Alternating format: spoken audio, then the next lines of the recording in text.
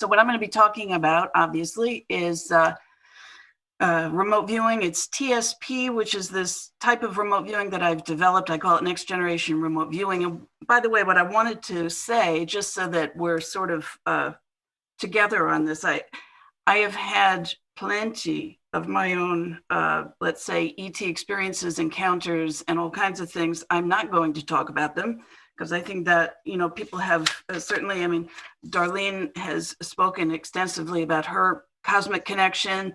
Maya has talked about her story. And Giuliano did talk about his experiences with the General show. And by the way, I have spoken to a group of alumni of the Brazilian Military College about my type of remote viewing. So I know that they have quite a keen interest in that. So and certainly I have done what the kinds of things that Giuliano was talking about with ectoplasm that has been observed with me. I have also seen tables fly up in the air. That's as acting as a medium on that. So I've had plenty of unusual experiences, but I'm not going to talk about any of that. I'm going to try and bring us more into the left brain category here, because I think there's a whole aspect of I-EXO that needs to be kind of discussed that way. So just briefly, this is sort of a little bit about me. And yes, I'm known as the skeptical psychic, skeptical in the really good way, the way that you examine things carefully, you keep an open mind, but you don't jump to conclusions one way or another. You just carefully take a look at things. I'm an attorney. I've run small businesses, multi-million-dollar businesses. I'm the chair of the I-EXO Entrepreneurial division. So that's sort of going to be my focus today in relation to remote viewing. I'm an expert in exolinguistics. You can see I've got a book there, How to Talk to an Alien. My book, Psychic Intuition, basically explains psychic ability in terms of neuroscience, psychology, and linguistics. And I do a bunch of other things. So what I'm going to suggest right now is just so that you have the opportunity, grab a piece of paper and a pencil, because we're going to do a very quick exercise a bit later. So just go ahead and do that so you have it handy. Let's see. All right, so main question, can TSP remote viewing help us co-create with ETs? Now that might sound like a really simple question, but I realized when I wrote that I've got to, that there are many, many things that have to be kind of defined with this. One of my mentors in remote viewing was Ingo Swann, who created remote viewing, along with the laser physicists Hal Puthoff and Russell Targ back in '73. And he was fanatic about definitions, and I happen to agree with him. So it sort of puts everybody on the same starting place so that we understand what we're talking about. So I want to run through a few definitions with you. Okay, and I've got to do this quickly because I don't have too much time. So the first one is going to be, what's the I-EXO Entrepreneurial division? We've talked about it a little bit. I want to talk about it some more. What is exoconsciousness? Again, we've talked about it a little bit. Rebecca certainly did. What is natural human consciousness? What's remote viewing? What's TSP remote viewing? And then finally, what is co-creation with ETs? So first question, what is the entrepreneurial division of I-EXO? And essentially, we're in the process of forming this right now, but it's going to be a professional trade organization for entrepreneurs, inventors, creative thinkers who are co-creating ideas with ETs. There's also going to be an educational forum that's going to complement this for the inventors, entrepreneurs to lecture, exchange ideas, train others interested in cutting-edge concepts and technologies. And then there's going to be an incubator program, which is going to be providing funding for further product research and development, marketing, sales, licensing, distribution, legal concepts. And so given the amount of enthusiasm that I know Maya, Giuliano, Alan, and Neil all had on the idea of filmmaking, I would suggest that we funnel that through the entrepreneurial division of I-EXO, because that's a way that we can get you guys all together and working on this. So that's what the entrepreneurial division is. What is exoconsciousness? Well, our beloved founder, Rebecca Hardcastle-Wright, has referred to this as the study of extraterrestrial dimensions of human consciousness. And this refers to the origins, dimensions, endowments, and abilities of human consciousness that link us directly to the cosmos and its inhabitants. Okay, so that's good. But for me, needs a little further explanation. So this is what I call, and have called for a long time, a form of natural human consciousness. And this is something we all have. We all have the capacity. I started very late in life with this. I'm trained in everything. And I really mean just about everything. So I know that it can be done. And, you know, my motto is always, if I can do it, anybody can do it. So natural human consciousness involves perception beyond our current space-time frame, communication with what I'm calling others, human and non-human, with or without a formal language, bilocation. This is also something that I've done. Astral travel, levitation, yeah, experience of the self outside the body, out-of-body experiences, near-death experiences, that kind of thing. And then finally, alteration of physical matter with the mind. And that's a form of psychokinesis. And yeah, that's something I've done also. So these are all natural abilities. So then you got to ask yourself, okay, so what is remote viewing? Remote viewing is like a subcategory of natural human abilities, okay? It's what I have always called clairvoyance with protocols. It's the ability, the human ability, to perceive things or events that lie beyond the realm of time or space that is normally detectable by generally our 5 physical senses. And very important, remote viewing always involves certain rules and protocols. If you don't have the rules and the protocols, you're not remote viewing. Many people make that mistake. So essentially, what I'm saying here is that remote viewing embodies not only natural human consciousness and also exoconsciousness. So it's both. And there are several different types of remote viewing methods that are out there. You know, I've listed a few here: controlled remote viewing, associative remote viewing, extended remote viewing, and then my TSP method. And as I say, every remote viewing has its own set of rules that are known as protocols, and they are always documented. And for reasons that I don't have the time to get into right now, remote viewing does require your imagination, and that might feel strange for particularly left brain people, but it does. However, it does not require knowledge or familiarity with the topic, which is the wonderful aspect of this. It's quite incredible. So TSP remote viewing, and again, in my limited amount of time, I cannot tell you exactly how this differs from classical forms of remote viewing, but there are a few things in the protocols. It's basically an advanced form of remote viewing. And instead of, for example, classical remote viewing, generally you are remote viewing a target that's generally a physical or a 3D location, event, or a person. Okay, TSP goes very differently on the targets. TSP targets are questions, which are, in my view, much more expansive, and they can bring you a lot more information a lot faster. TSP will deal with front-loaded targets, which generally a lot of people who practice traditional types of remote viewing get very uncomfortable with front-loading, and I teach my students how to overcome that. And then finally, unlike any type of remote viewing, TSP uses synchronicities. And to give you a real quick example, I did a study, it's up online. It was a presentation I did for the Society for Scientific Exploration a couple of years ago. And I showed that in 70 cases of TSP, it was just me as the viewer with my clients. And that was over a period of, I think, a couple of years.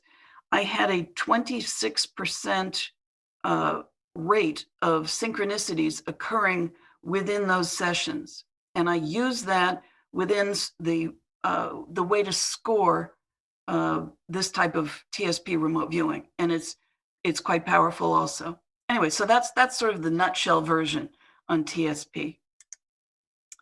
And then finally, what is co-creation? And as Giuliano put it so aptly, it sounds a little crazy. And that's why I wanted to make sure we all understood what it is. And essentially, this is collaboration with ETs or multidimensionals on projects intended to benefit humans and the cosmos. That's my definition. And so what I want to be talking about a little bit, particularly for the more left brain folks, is, well, that's all well and good. How do you co-create, with ETs? How does that work? Essentially, these are the way that I view the requirements for co-creating. These are the structure and your framework for co-creating. First of all, it involves teamwork. All right, so it's going to require a shared collaboration. That's first thing. Second thing, you have to agree on common goals. And by the way, I'm a lawyer, so all of this, I see this almost in the framework of a legal contract, in a sense. You need common goals, you need terms and conditions, you need all that kind of thing. Mutual benefit. Okay, it has to be mutually beneficial to all parties involved. So these benefits may include new tools, theories, inventions, art. They must benefit humanity, the planet Earth, and the interstellar community. Otherwise, what's the teamwork involving? Maybe, who knows? Anyway, that's my theory on this. And so for me, that suggests that there's a degree of ethics involved in co-creation. And then the last thing, which is you need a two-way communication. Co-creation cannot happen without a two-way communication, and I'm very strong on that. And that's what I really want to be talking to you about in terms of remote viewing. Okay, so how can humans co-create with ETs? Well, a couple of guys that I know had some really good ideas. One of them, this fellow Einstein, said regarding consciousness, no problem can be solved from the same level of consciousness that created it. So if we humans have a certain level of consciousness collectively, we need to elevate it in order to solve new problems. That's why we're co-creating. And this other guy who did this, very interesting work and developed, AC current and a bunch of other things. He said, quote, "The feeling is constantly growing on me that I have been the first to hear the greeting of one planet to another." So he was clearly co-creating, and he was a fabulous inventor. So these very important humans are on board with the idea that we co-create with ETs multidimensional. I just want to use that as a left brain way to explain what we're really talking about here. All right, so what types of things can we co-create with ETs? And my answer is, well, we don't know that yet. It is beyond our imagination. We have, as humans, a very reductionist way of thinking. We back engineer everything. We're logical. We extrapolate, which is a sort of engineering forward. But we rarely go jumping from levels of consciousness. So I'm suggesting that this is not something you can think your way into. Thinking is not the right answer here. All right. Who could benefit from remote viewing in the field of exoconsciousness? And to me, it feels like there's sort of two maybe diametrically opposed types of people who could benefit. First, you got sort of a contactee type person, a person who's already in contact with ETs but doesn't know what to do with the downloaded information. And I know lots of contactees like that. The other type would be sort of on the other end of the spectrum, a person who is pragmatic and creative, but has no idea how to contact ETs to help with their inventions or co-creations. That's your much more left brain typical sort of technical type person, inventor, logical, whatever. And they have a hard time understanding what we all are talking about because we all already have very strong experiences, but they don't. So the question is, how do you communicate with ETs?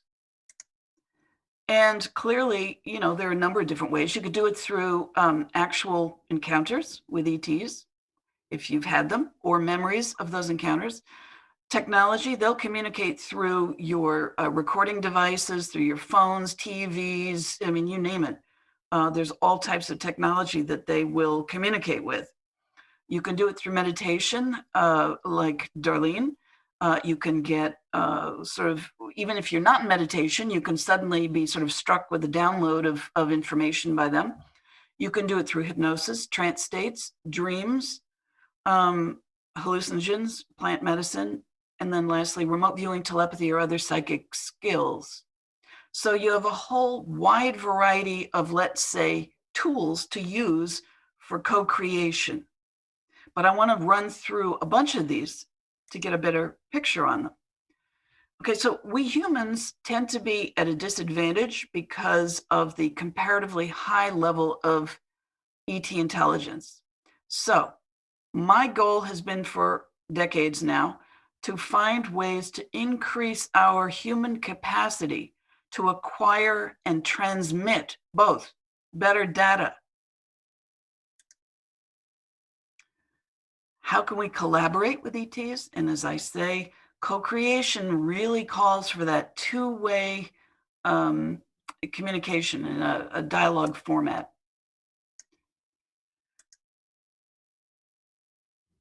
And I mention this to sort of bring out the fact that you could be a passive receiver of ET information that you receive, and it becomes sort of a monologue. Okay, you're the receiver. Or you can have active, you know, receiver-sender types of interactions with ETs, which create the kind of dialogue that I'm talking about. Now, this is an example. This is a colleague of mine. He receives almost 24/7 downloads, and these are telepathic downloads. He gets blasted with information. I've just finished doing another presentation on downloads for the Philadelphia MUFON, and you know, it tends to be experienced rather differently for different people. But what almost everybody says is there's a physical aspect to it. It's very all-encompassing. It's almost too much information for, you know, the human brain, no matter if you have a high IQ individual or not. It's almost too much.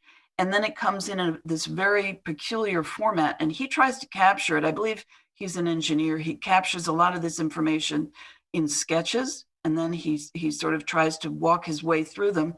And as you can see over on the right-hand side, he's got 6 different types of light languages, which of course, that is one of my specialties, one of my interests. So that's one way, it's monologue. You can get a monologue through a form of written dictation of ET languages. Now the picture there, that's John Dee. He was the 16th century mathematician. He was a very important man in the court of Queen Elizabeth I. And he had this very mystical experience where he was praying in his chapel. He's on the 2nd floor. An angel appears floating at the window. And there, after that, he begins to realize that he wants to learn a language that's being sent to him by this, let's call it, angel. So he uses a crystal to as a sort of a prism through which he copied the alphabet, the language.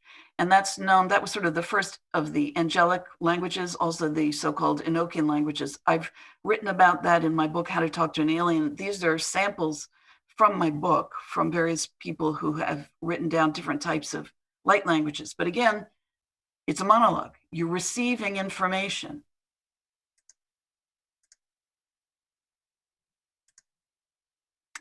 Another way you can have a dialogue using dowsing, and I know Dan is going to be talking about this a little bit later, so I'm going to let him really get into the nitty gritty on this. But essentially, there are many ways that you can douse. It's usually done with something like traditionally with a dowsing rod or pendulum, something like that. But you can douse with virtually anything, and I have done that in let's say ET interactions before, actually using a computer, believe it or not. But generally, you're getting binary answers. You're getting yes or no. You can get, for more advanced dowsers, you can sort of create a spectrum of potential answers to more complex questions. But my issue with that, and maybe Dan can address this, is that in all cases, your range of answers are going to depend on the dowser's questions. And as my mentor, Ingo Swan, always used to tell me, faulty questions produce faulty answers. So I'm always very wary about being limited to my own level of consciousness, to use Einstein's phrase. You can have, now this is, I trained in extended remote viewing with Angela Thompson-Smith. She's one of the co-founders of the International Remote Viewing Association, IRVA. And she wrote this book, Voices from the Cosmos, and she basically engaged in what she called telepathic interviews. She said it was kind of remote viewing. It was, I don't know how, I'm not sure if she used any protocol, so I'm calling this self-tasked, but she created a sort of a dialogue with, she said, 18 different ET races, including large grays, Nordic small grays, Anunnaki, and others. So there is a way to create that kind of dialogue, okay? And it's been done. Another colleague of mine, Mary Barr, she's a hypnotherapist. She's worked with an experienced named Steve Reichmuth for several years. And what she does is she puts him into a hypnotic trance, and then he sort of channels or has conversations with ETs from Zeta Reticuli, and they've been able to ask these ETs questions about their culture, religion, food, history, habits, and so on. So they've created a dialogue that way through a form of hypnosis. Now, I always raise this because people think that if you are communicating telepathically, which is sort of the universal language that's not a language, that everything, that is the only way to go. All this other linguistic stuff is really for the birds. And so I have discovered several instances where telepathic communications from ETs didn't go so well, okay? And I want to show you how. So obviously you could have a dialogue with an ET, but what if you're using telepathy? Now, this was the 1967 case of experiencer, it's very famous, Betty Andreessen Luke up in Massachusetts. She was at home, her entire family was at home, and I believe about 5 ETs showed up, and they put everybody else into a state of suspended animation except for her, and she remained somewhat conscious, and they gave her these, it was a telepathic communication, and they kept insisting, and it was sort of essentially this, okay? They came in images. I don't know whether I have this first one right or not. It could have been just an organ, such as the brain, but an organ, and then this and this.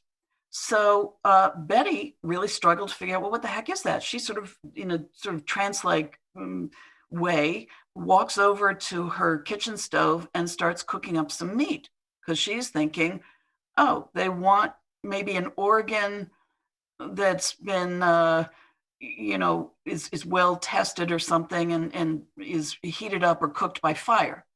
And all the ETs apparently start saying, or going, no, not that. And she wanders around thinking, well, what the heck is that? Finally, she figures, oh, okay, so maybe it is knowledge that's been tried by fire. Well, the only thing she could come up with was the Bible. So she goes and she gets a copy of her Bible. She hands it to them. They seem quite happy. And in fact, they gave her, at a different time, they gave her a gift of I think it was a temporary gift of their book. So Now to get to remote viewing. So remote viewers don't always engage in a conversation, like a dialogue. Often what they're doing is the equivalent, this doesn't sound so good, but this is the only way to put it. They eavesdrop or they intercept data.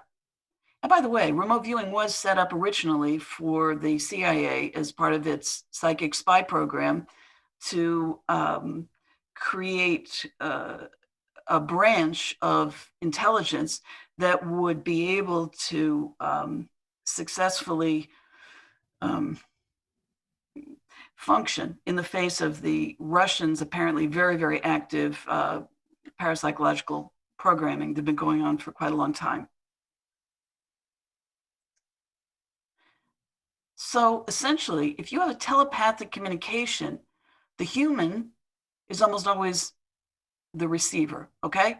The ET is almost always the sender, sending a huge amount of data. Now, the human may be able to send back a question or some very minimal stuff, but it's generally smaller than what the ET is downloading into the human. Communication is very complex, and efforts of the human to initiate that communication can be difficult, or they can be confused with, I think, the human's own subjective perceptions. And that's the danger. So remote viewing, interestingly, the human is neither the sender nor the receiver. The human selects a target, or a target is given to the remote viewer somewhere within the cosmic mind, and then the remote viewer travels there to collect the data. So the data can be collected, corroborated then with other evidence, so that it's clear that you're not simply dealing with a subjective impression or a fantasy or whatever of what the ET is trying to communicate or what the ET is doing. So to sort of sum it up a different way, telepathy is passive. You got to wait, kind of like waiting by the phone to get downloaded or contacted by ETs, so that you can then try to receive their data to co-create new inventions, or you can use remote viewing. Remote viewing is a much more active process. You are activating selected targets to find data to co-create new inventions. And this sort of goes back to what I was saying before. How would you know if you were communicating with a real ET and not a figment of your imagination? Or maybe on some level, they're all kind of mixed up with the same thing. And that's what I think left brain folks don't quite understand or respect. So I want to kind of address that also. That's why I value remote viewing, because it offers different ways to corroborate evidence of ET communication. You've got physical evidence, could be past, present, or future. You can have consensus with other remote viewers or experiencers who get the same or similar data. And with TSP, you have, based on the way that TSP gets scored, you have a higher probability based on what I call off-target proven data. So this is my mentor, Ingo Swan. Just to give you a real quick example of some control remote viewing that he did. This is back in '73. He remote viewed Jupiter and its moons, and he saw what, quote, a ring of rocks circling the planet. So he saw it, as you could see, with a ring. Looks just like Saturn. But everybody knew back in 1973 that Jupiter didn't have any rings. And it took 6 years later, NASA finally confirmed Jupiter has rings. And that was discovered when the Voyager 1 spacecraft flew by there and was able to get photos. So you have a form of a real actual confirmation, physical confirmation, even though it came later in time. This is another example. It turned out that, well, okay, so Joe McMoneagle is one of the very well-known Stargate project remote viewers. That Stargate was the, if you don't know already, the military remote viewing program that was done at Fort Meade for many years. So the whole program essentially was from 72, I believe, to 95. And it was funded by various different intelligence and military organizations. You have Ingo, who's here, is known as the father of remote viewing, and you have Tom McNear, who was actually the first remote viewer in the Stargate program who was trained by Ingo. Now, what happened was that Joe got tasked in 1984 to do a remote viewing. This was done by the Monroe Institute. And he was tasked to view Mars a million years ago. And so he did. And he saw, all kinds of atmospheric things, but he also saw structures very much like, he described one being like the Washington Monument, sort of an obelisk, sort of pyramidic type shape. And he saw shadow beings wearing uniforms, and they're tall and thin, and they seem very lost. So Tom, who is somebody, Tom didn't discover this until roughly, I think, 30 years later. And I believe I was the second person that he actually told the story to, that he had discovered in reading Joe's book, which wasn't published, I think, till 97 or so. He discovered that because Tom got tasked to view Mars also by Ingo, but he didn't know that Joe was being tasked by the Monroe Institute. Tom also saw those same structures, the same atmosphere, additional details. He saw the same ETs. He had a telepathic communication with them. So you have this unbelievable corroboration going on between viewers. And in fact, since then, I think he's got now a list of at least a total of about 17 different viewers who have, there's a remarkable amount of consistency in what they're seeing. Yeah. So what these 17 viewers that he's sort of put together, you have a significant number that saw an explosion or disaster on Mars. They smelled burning, acrid, sulfuric, or garbage smells. They saw massive and important structures, such as many of them saw pyramids, underground networks. Many of them, in fact, the largest number of these remote viewers, almost all of them, except for one, I think, saw tall, thin, uniformed entities that appeared shadowy, there but not there, like they had been left behind in some type of a disaster. They also picked up emotionally, pervasive sense of sadness, loneliness, they're left behind, waiting, telepathic emotion. So this is all corroboration of what ETs are thinking, experiencing, and some of their history. So we get to know them. Now, I can give you an example just quickly of TSP. Now, this was a case that I did for a man who simply, his question target was something he wanted to know more about some, it was, I believe, ET, or it looked like ET light language or writing, and some type of abduction that he thought that he vaguely remembered, but wanted to know anything. What happened was I did the remote viewing, and suddenly I find myself in one of two craft going from New York to New Jersey. I find myself in one of them, and then I find myself inside one of the ET pilots, which I certainly didn't expect. And we then flew over the client's building, which I described accurately.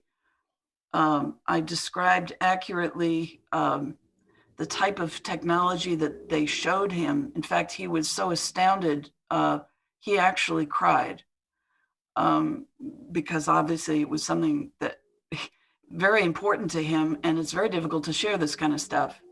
And there was a bunch of other data on target and off target that was just highly accurate.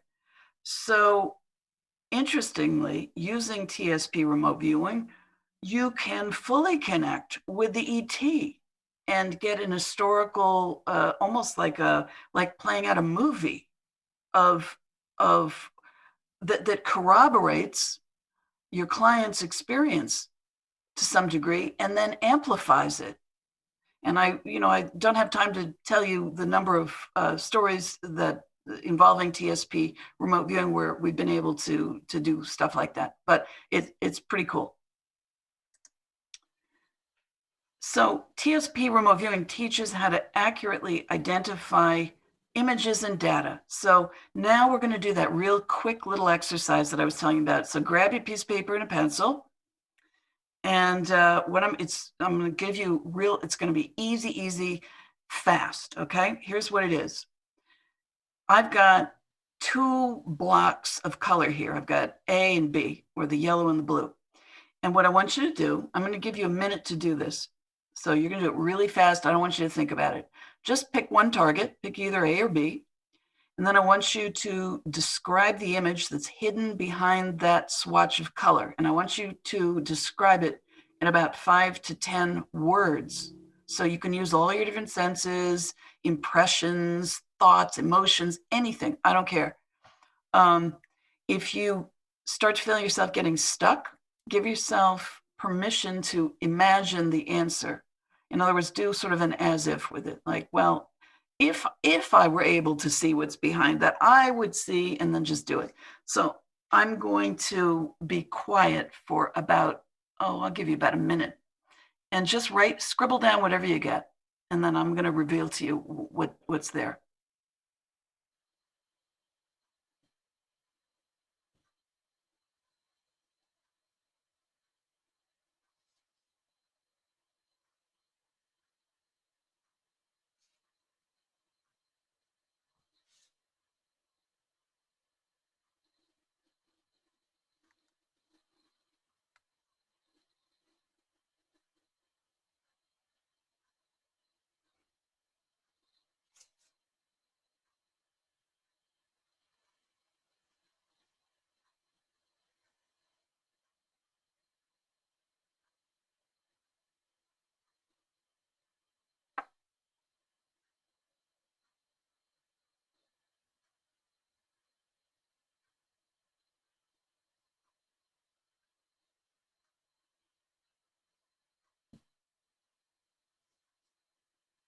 Okay, so that's that. So I'm going to now reveal to you, I'm going to show you what's behind A.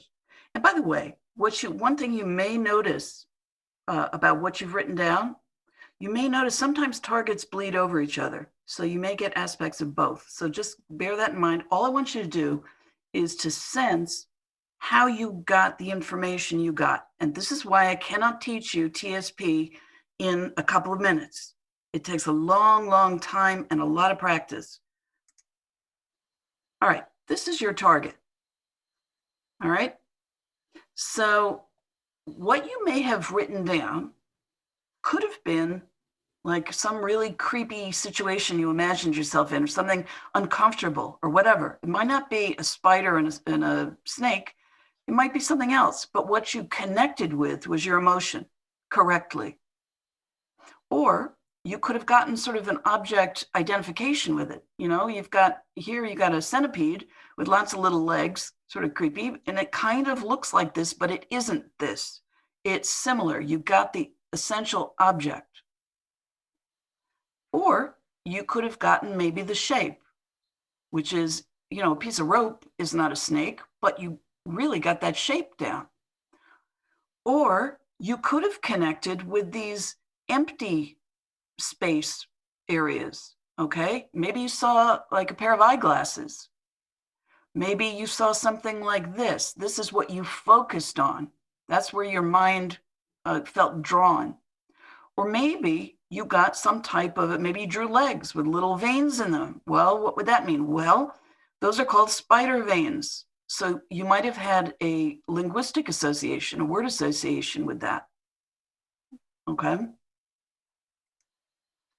Here's your second target, B. Now, you could have connected maybe with the function. Now, if you talked about like a bottle with a ship inside or a schooner, that's not really that. That's a rowboat, if we're going to be really literal. However, you got the function correct. You got a boat. So you got that aspect. Maybe you didn't get the boat at all. Maybe you just connected. Maybe you saw a waterfall, which meant you were connecting with an element of that photo. You connected with water. Or maybe you focused on a fragment of this photo. Maybe all you really felt focused on were these little footprints down here. And maybe you talked about footprints. Okay, that's a fragment. Maybe you got the overall composition of that picture, but with the wrong objects. But you got the composition. You see how if you broke it up geometrically, you'd get something almost identical to that. Or maybe you got all the correct colors, you just got, and plus you got wood, but you didn't get the right object. So there are many, many ways that you can begin to understand how you begin to gather really good data. And by the way, going back to the idea that the human mind can misinterpret a telepathic message, well, let's suppose you heard a spider in the boat. Well, maybe you put down a spider boat. Maybe you saw giant crabs that look like spiders in a boat.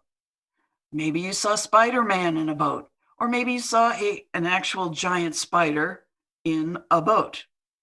So there are, even when you're dealing with images telepathically, there are many, you still have to learn how to discern these things properly.